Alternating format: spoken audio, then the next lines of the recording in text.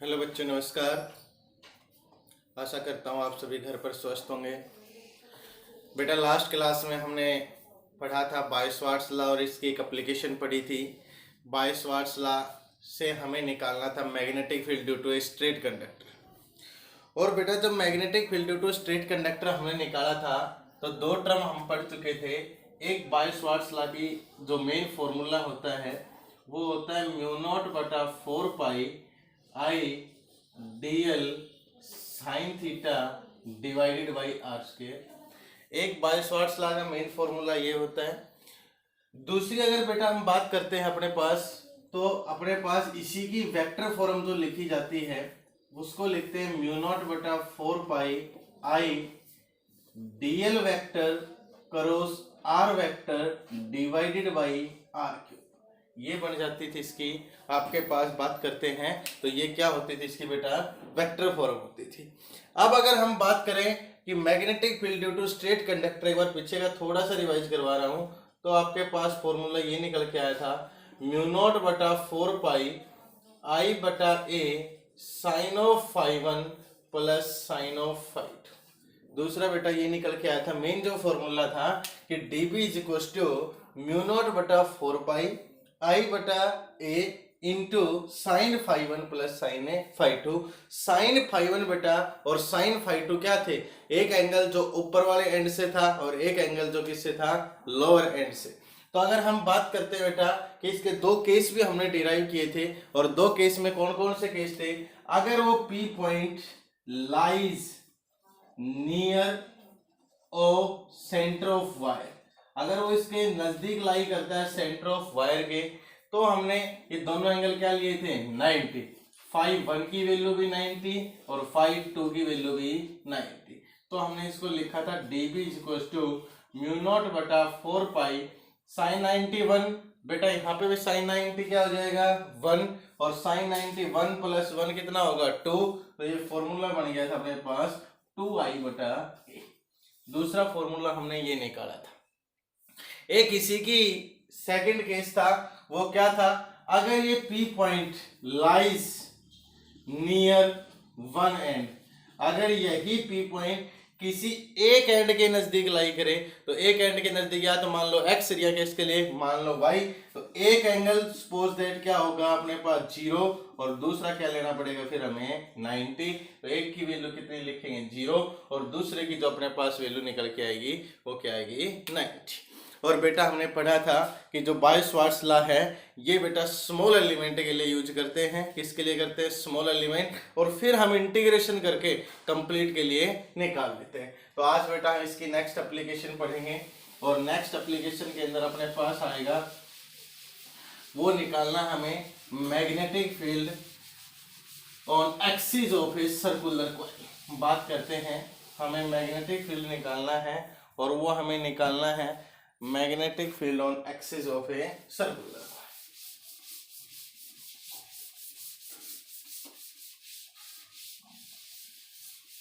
देख बेटा, पहले हम हेडिंग बनाते हैं, magnetic field on axis of circular coil, इसकी बात करते हैं। तो बेटा हमें निकालना है magnetic field on axis of circular coil के लिए। ये अपने पास एप्लीकेशन है। तो सबसे पहले हम बात करते हैं, let us consider a circular coil having radius a, जिसकी रेडियस हमने क्या मान ली बेटा, a. Plane, let plane of coil perpendicular to plane of paper, यह हमने ले लिया यहां से।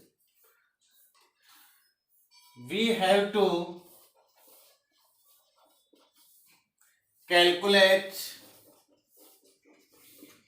magnetic field at point P, हम मैग्नेटिक फील्ड कैलकुलेट करना चाहते हैं पी पॉइंट के ऊपर, और किसके कारण? एक्सिस ऑफ सर्कुलर कॉइल के कारण। बेटा हम इसका अच्छे से डायग्राम बनाते हैं, और जो बातें मैंने लिखी हैं हम इसको इस डायग्राम के अंदर रिप्रेजेंट करते हैं। तो देखिए बात करते हैं बेटा, सबसे पहले ये अपने पास एक सर्कुलर कॉइल ले ली। इस सर्कुलर कॉइल की जो रेडियस है बेटा वो हमने ए मानी। क्या मानी हमने? ए। जिस पी पॉइंट के ऊपर, इस पी पॉइंट पे मैं निकालना चाहता हूं मैग्नेटिक फील्ड, जो इस सर्कुलर कॉइल के सेंटर से, जो इस सर्कुलर कॉइल के सेंटर से एक्स डिस्टेंस पे, किस पे बेटा? X distance. ये अपनी क्या है? Circular coil. ये रेडियस भी बेटा इसकी स्मॉल है, हम आगे पढ़ेंगे इसके बारे में बहुत ज्यादा डीपली। तो हमने सपोज किया एक circular coil having radius a, we have to calculate magnetic field at point P. कहाँ निकालना चाह रहे हैं? पी। लेकिन हमें निकालना इसके एक्सिस के लिए। किसके लिए निकालना? इसके एक्सिस के लिए। लेकिन जो पी पॉइंट है ये इस जो सर्कुलर आपके पास कॉइल है इसके सेंटर से कितनी दूरी पे है? P point, sorry x distance के ऊपर। ये हमने पॉइंट माना ओ। देखिए अगर इस एक्सिस के ऊपर निकालेंगे तो स्मॉल एलिमेंट काटना पड़ेगा, ठीक है, और इस एक्सिस पे निकालेंगे तो भी क्या काटना पड़ेगा? कि small element. Because we know that Biot Savart's law is used for a small element, क्योंकि हमें पता है कि बाय-शॉर्ट्स लॉ किसके लिए यूज किया जाता है बेटा? स्मॉल एलिमेंट के लिए। तो यहां से लेके यहां तक की डिस्टेंस चाहिए हमें, और यहां से लेके यहां तक की भी हमें डिस्टेंस चाहिए। ये दोनों डिस्टेंस हमें यहां से चाहिए, यहां से लेके यहां तक की डिस्टेंस और यहां से लेके यहां तक की डिस्टेंस। ये भी एक स्मॉल एलिमेंट जिसकी लेंथ कितनी मान ली? डीएल, और ये भी एक स्मॉल एलिमेंट जिसकी लेंथ कितनी मान ली हमने? डीएल। देखो जब ये ए है, ये अपने पास एक्स है, तो ये डिस्टेंस बोलो बेटा कितनी हो जाएगी? Under root a square plus x square. Same situation अगर मैं इसके लिए निकालूं तो इस ट्रायंगल के लिए भी इस पॉइंट को सी नाम दे दो और इस पॉइंट को क्या नाम दे दो? डी। तो पी और डी के लिए निकालें तो ये डिस्टेंस भी कितनी हो जाएगी बेटा? Under root a square plus का एक्स स्क्वायर। देखो सारी वैल्यू बेटा हमने यहाँ से निकाली है। एक सर्कुलर कॉइल हमने ली है, उसकी रेडियस ए है, ये सर्कुलर कॉइल की रेडियस स्मॉल रेडियस है। एक पी पॉइंट में हमें मैग्नेटिक फील्ड निकालना है। ये पी पॉइंट इस सेंटर से कितनी दूरी पे है? एक्स डिस्टेंस के ऊपर। हमें इस एक्सिस पे निकालना था, तो बाय-शॉर्ट्स लॉ का यूज करते हुए बेटा हमने यहाँ पे स्मॉल एलिमेंट लिया डीएल और यहाँ पे भी स्मॉल एलिमेंट लिया डीएल। अब ये बन गया अपने पास under root a square plus x square, और ये भी क्या बन गया? Under root a square plus x square. अब बेटा हम बात करते हैं, सबसे पहले कंडीशन देखते हैं कि हमें स्मॉल एलिमेंट के लिए निकालना है, स्मॉल एलिमेंट के लिए निकालना है। तो सबसे पहले अगर कंडीशन हम निकालें यहां से, वी नो दैट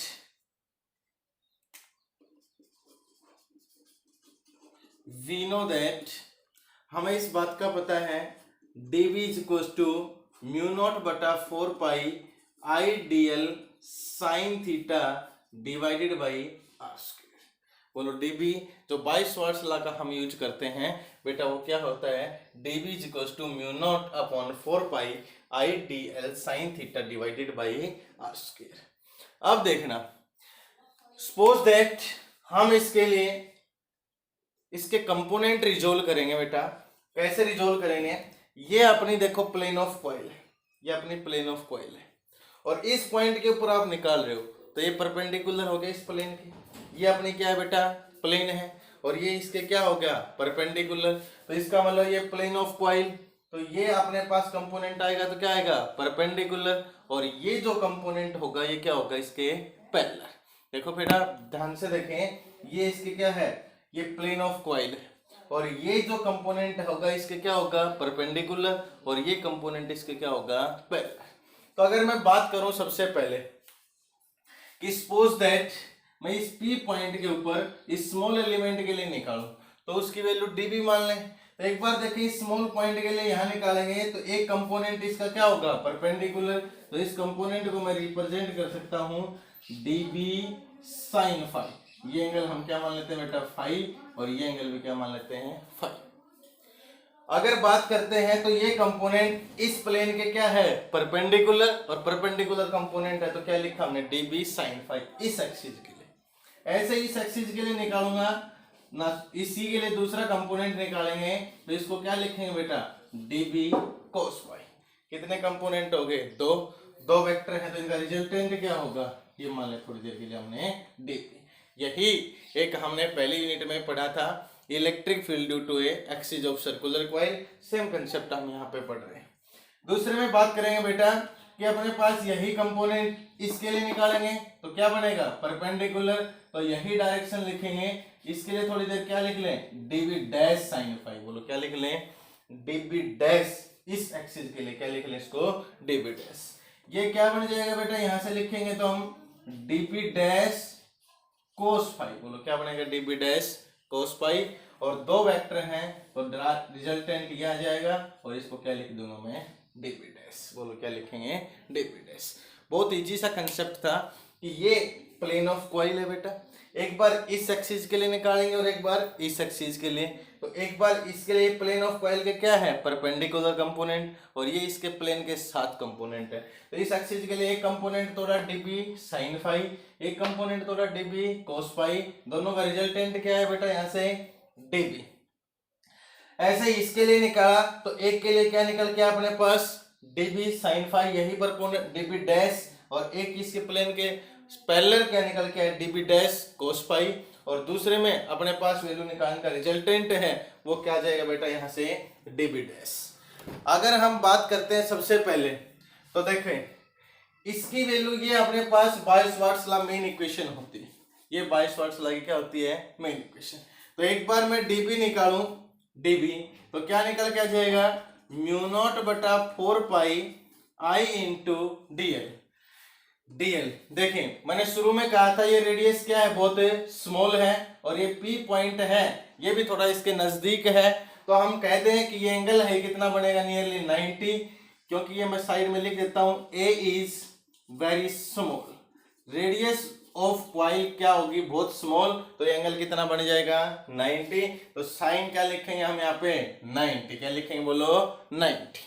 ठीक है भाई, इसके बाद हम वैल्यू पुट करेंगे, साइन 90 कितना हो जाएगा, 1, because a is very small, ये बहुत छोटी होगी, तो ये स्मॉल एलिमेंट dl और p पॉइंट के जो एंगल होगा वो कितना बन जाएगा अपने पास, 90। ये आपको याद रखना है कि radius of coil is very small, जिसके कारण साइन थीटा क्या बन जाएगा अपने पास, 90। तो यहाँ पे लिख सकता हूं मैं, थीटा इज इक्वल टू क्या बनेगा, 90। तो आइडियल क्या करेंगे, आर स्क्वायर का मतलब p से लेके c, ये डिस्टेंस है, इसका स्क्वायर करेंगे तो क्या निकल के आ जाएगा अपने पास, a स्क्वायर, और प्लस का क्या आ जाएगा भाई, x स्क्वायर। ठीक है, ये अपने पास दूसरी इक्वेशन आ गई। सेम कंडीशन हम निकालेंगे तो क्या निकलेगा, आएगा अपने पास db डैश। db डैश की बेटा बात करता हूं तो db डैश इस एक्सिस के लिए बात करते हैं, तो क्या लिखूंगा, म्यू नॉट बटा 4 पाई i into dl, same concept, a square plus का x स्क्वायर। देखो a स्क्वायर प्लस का x स्क्वायर, यही distance i dl sine theta, इसकी रेडियस भी स्मॉल है, p पॉइंट नजदीक होगा तो एंगल कितना बनेगा, 90, और इसके लिए भी अपने पास इक्वेशन यही निकल के। आप एक चीज देख रहे होंगे कि इसके अंदर dp आया और db डैश आया, दोनों की मैग्नीट्यूड आपको बिल्कुल सेम दिखाई दे रही है, db की मैग्नीट्यूड और db डैश दोनों की जो मैग्नीट्यूड है वो बेटा यहाँ पे क्या है, सेम है। अब हमें देखना है यहाँ पे दो कंपोनेंट ये हैं, एक db cos phi है और एक db डैश cos phi है। देखो यहाँ पे db और db डैश की मैग्नीट्यूड क्या है, सेम है, फाई अपने पास ये एंगल रहा, cos phi निकाल सकते हैं। जब ये मैग्नीट्यूड सेम है लेकिन डायरेक्शन क्या है, अपोजिट, तो ये कंपोनेंट क्या हो जाएंगे, कैंसिल। तो हर बार जो आप स्मॉल एलिमेंट काटोगे उनके db cos phi वाले जो कंपोनेंट है वो क्या हो जाएंगे, कैंसिल। तो कौन से कंपोनेंट की डायरेक्शन क्या है, देखो सेम, इसके लिए भी db sin phi और इसके लिए db डैश sin phi, दोनों की डायरेक्शन क्या है, सेम, और सेम डायरेक्शन के वेक्टर हमेशा क्या होते हैं, ऐड। तो याद रखना जब भी हम इसके लिए निकालेंगे बेटा तो जो कोस वाले कंपोनेंट है वो हमेशा क्या हो जाएंगे, कैंसिल, और ये कंपोनेंट बचेंगे, इन सभी का हम क्या कर लेंगे, ऐड कर लेंगे यहाँ से। तो इसके लिए अब हम आगे सोल्व करते हैं इसको। तो देखिए बेटा, ये बात हमने पढ़ ली है कि दोनों कंपोनेंट इक्वल और अपोजिट इन डायरेक्शन में है, तो इक्वल मैग्नीट्यूड और अपोजिट डायरेक्शन है तो कैंसिल आउट हो जाएंगे। तो क्या लिख सकता हूं मैं, dB cos phi dB dash cos phi equal and opposite, so cancel out. तो क्या हो जाएंगे बेटा, कैंसिल आउट। तो हमने एक एक कंपोनेंट काट के देखा, उसका ये कंपोनेंट क्या निकल के आया अपने पास, एक एक स्मॉल एलिमेंट काटा और उसके लिए cos phi वाला जो कंपोनेंट था वो क्या निकल गया, इक्वल और अपोजिट। तो देखो ये दोनों वेक्टर की डायरेक्शन क्या है, बी। तो टोटल मैग्नेटिक फील्ड निकालो इस सर्कुलर कॉइल का बी, तो क्या कर लोगे, इंटीग्रेशन या समीशन dB, और किसके साथ, कौन सा कंपोनेंट है, परपेंडिकुलर, तो इसके साथ क्या लग जाएगा, साइन फाई। और हमें पता है कि dB मैग्नीट्यूड में किसके बराबर है, dB डैश। dB और dB डैश मैग्नीट्यूड में क्या है, सेम। तो हर बार आपको परपेंडिकुलर कंपोनेंट बचेंगे, तो इनके लिए हमें सभी के लिए क्या कर लिया, इंटीग्रेशन कर लिया। वैल्यू पुट कर देंगे बेटा यहाँ पे, total magnetic field B mu not बटा 4 pi I into d l divided by a square plus का एक्स स्क्वायर, ये करते थे इंटीग्रेशन, ठीक है। ये हमने किसकी वैल्यू पुट की है, dB की, और इनटू अपने पास क्या आ जाएगा, साइन फाई। ये अपने पास फोर्थ इक्वेशन निकल के आ गई। कुछ नहीं किया बेटा हमने यहाँ पे, सिर्फ और सिर्फ हमने यहाँ पे dB की वैल्यू पुट की है और dB और dB डैश की वैल्यू हमें निकाल चुके हैं। अब बेटा बात करते हैं, सबसे पहले देखें कि हमें पता है म्यू नॉट बटा 4 पाई एक कांस्टेंट टर्म है, a square plus x square constant term है, और इस कॉइल के अंदर मान लो जो आई करंट फ्लो कर रहा है वो भी क्या एक है, कांस्टेंट टर्म। तो बात करते हैं कि किसके ऊपर इंटीग्रेशन लग सकता है, जुड़ेगा कौन, जो हमने काटा है, कौन काटा है, स्मॉल एलिमेंट। तो स्मॉल एलिमेंट डीएल लेंथ के काटेंगे, तो हर बार पैरेलल कंपोनेंट क्या होते चले जाएंगे, कैंसिल। कौन से कंपोनेंट बचते चले जाएंगे, परपेंडिकुलर। तो इसका मतलब इंटीग्रेशन सिर्फ किस पे लगेगा, डीएल पे।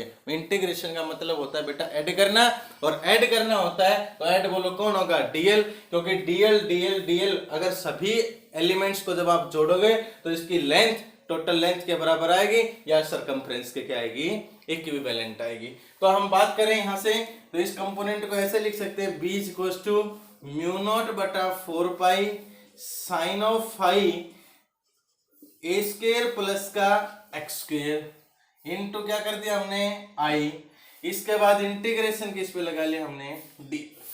देखते हैं इस टर्म को बेटा आगे और सोल्व करते हैं, तो बी म्यू नॉट बटा 4 पाई आई ए स्क्वायर प्लस एक्स स्क्वायर। देखो साइन फाई की वैल्यू जब हम निकालेंगे यहां से, तो ये एंगल क्या है, फाई। तो इस ट्रायंगल से POC, इस ट्रायंगल से जब निकालूंगा तो परपेंडिकुलर बटा हाइपोटेन्यूज, तो क्या कर लेंगे, a बटा under root a square plus का x square. DL total magnetic field निकालना है सर्कुलर कॉइल का, तो सभी टोटल डीएल को ऐड करेंगे तो इसकी सरकमफ्रेंस के बराबर, रेडियस कितनी इसकी a, तो क्या लिख दोगे यहाँ पे, टोटल इंटीग्रेशन इसका 2 पाई।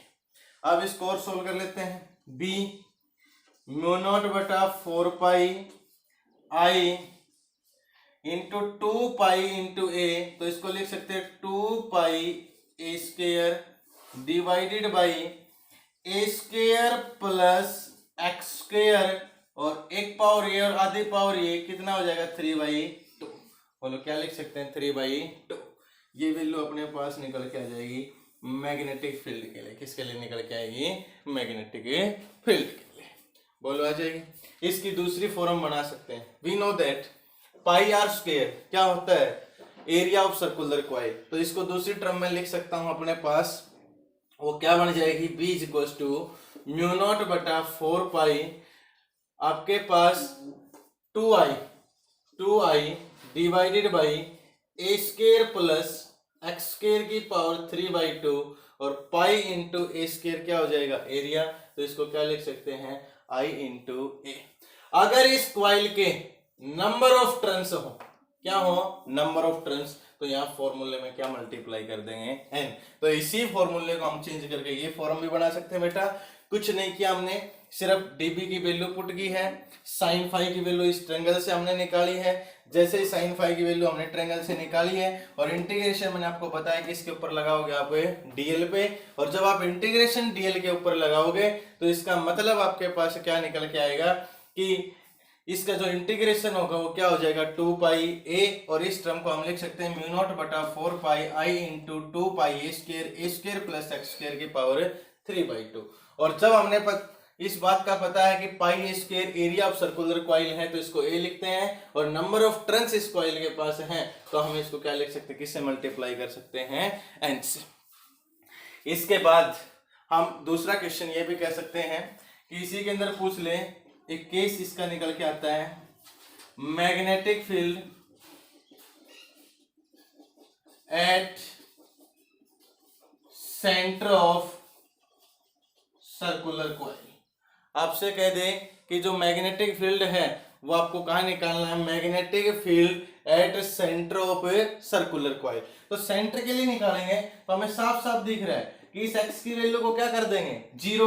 तो ये वैल्यू अगर 0 हो जाएगी, कहाँ जाएगा पॉइंट, P पॉइंट सेंटर के ऊपर।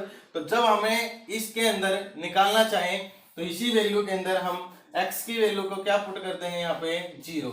x इज इक्वल टू क्या पुट करेंगे भाई, 0। तो मैग्नेटिक फील्ड बोलो क्या निकल के आ जाएगा, सेंटर ऑफ सर्कुलर कॉइल। जब ये वैल्यू यहाँ पे पुट करेंगे अपने पास तो क्या लिख सकता हूं, म्यू नॉट बटा 4 pi 2 pi i into a square divided by x की वैल्यू कितनी हो जाएगी, 0। ए स्क्वायर की पावर 3/2, 2 से 2 क्या हो जाएगा कैंसिल, और ये टर्म क्या आ जाएगा यहाँ पे a क्यूब। अब देखो ए स्क्वायर से ये टर्म क्या हो जाएगी कैंसिल, और ये वैल्यू निकल के आ जाएगी म्यू नॉट बटा 4 पाई 2 पाई i बटा a। बोलो क्या निकल के आ जाएगा, 2 पाई i बटा a। तो याद रखना बेटा इसको, अगर अपने पास केस ये पूछ लेता है कि magnetic field at centre of circular coil, बाकी एप्लीकेशन हम पढ़े भी गए, सेंटर ऑफ सर्कुलर कॉइल के ऊपर मैग्नेटिक फील्ड की वैल्यू निकालना बाय यूजिंग बाय-शॉर्ट्स लॉ। तो सेंटर के ऊपर जब हम यहाँ से वैल्यू निकालेंगे तो x की वैल्यू कितनी पुट करेंगे बेटा, 0। और जब x की वैल्यू यहाँ पे हम 0 पुट करेंगे तो ये क्या केस बन जाएगा अपने पास, सेंटर ऑफ सर्कुलर कॉइल के लिए ये केस हम यहाँ से डिराइव कर सकते हैं। दूसरा केस एक और बता देता हूँ आपको इसके लिए थोड़ा सा, कि कंडीशन आपके पास ये हो